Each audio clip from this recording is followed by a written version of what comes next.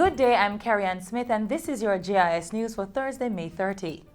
Ground will be broken on June 6 for the construction of the Barnett Street Fire Station in Montego Bay, St. James. The St. James firefighters have been operating from a temporary location after their original station was destroyed. Local Government and Community Development Minister Desmond McKenzie says work will also begin this fiscal year on other stations across the country. The Falmouth Fire Station in Trelawney will be renovated at a cost of $10 million. At the same time, $8 million has been allocated to begin work on the Negril Fire Station. Contracts for the construction of the Port Maria and Yallas fire stations are with the National Contracts Commission. For the first time in decades, Mr. Speaker, we are building 5 brand new fire stations. The minister provided the update on Tuesday during his sectoral presentation in Parliament.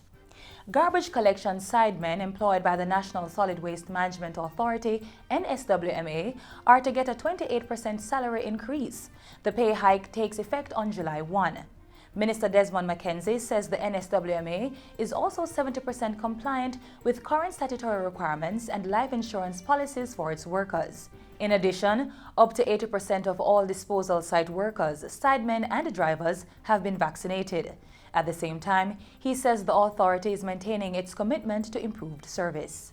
80% compliance with the sweeping schedule, yes. And minor roads and towns, 90%. Approximately 160,000 additional jobs are to be created during the production stage of a newly patented nutraceutical being championed by the National Commission on Science and Technology, NCST. The product, Zontizin, is from a plant researched through a collaboration between the NCST, Northern Caribbean University, and a number of other international tertiary institutions. It will be launched on June 24 by Zon International Holdings. Director General of the NCST, Professor Errol Morrison, says that for nearly a decade, the government of Jamaica has had a strong interest in nutraceuticals, and this patented product is on the list of those the Commission was mandated by the government to take interest in. It is also the first plant to be patented in the United States in 50 years. It has also been patented in several additional countries, with similar accreditation pending in 3 others, which includes Jamaica.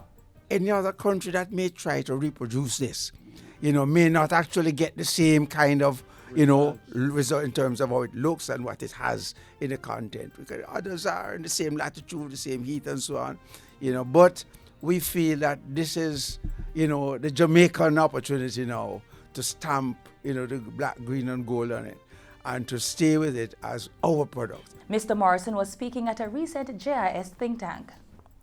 Minister without portfolio in the Ministry of Economic Growth and Job Creation, Pernell Charles Jr., says he is moving swiftly to identify the best mechanisms to distribute potable water to the communities most affected by drought conditions.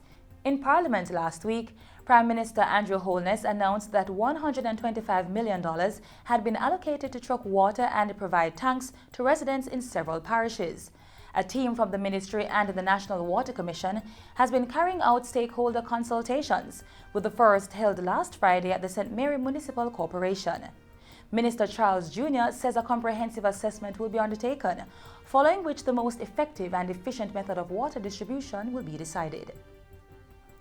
Tributes continue to pour in for former Prime Minister Edward Seaga, who passed away on Tuesday at age 89. The Ministry of Education, Youth and Information says Mr. Seaga had a vested interest in the sector and was instrumental in developing alternative pathways to education and skills training.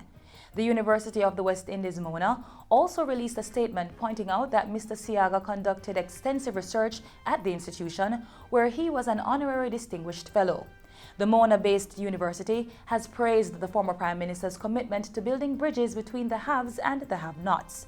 In tribute to Mr. Seaga's life, the UWI Mona's flags were raised at half-mast today and will again on the day he's laid to rest. Meanwhile, CEO of the Jamaica Business Development Corporation, Val Rivera, says the former Prime Minister will always be remembered for founding the Things Jamaican brand 56 years ago. And the Bustamante Industrial Trade Union, BITU, has also paid tribute, saying Mr. Seaga was one of the finest examples of leadership and was uncompromising for the Jamaican people's interests. And finally, condolence books are to be opened locally and overseas for the late former Prime Minister Edward Seaga.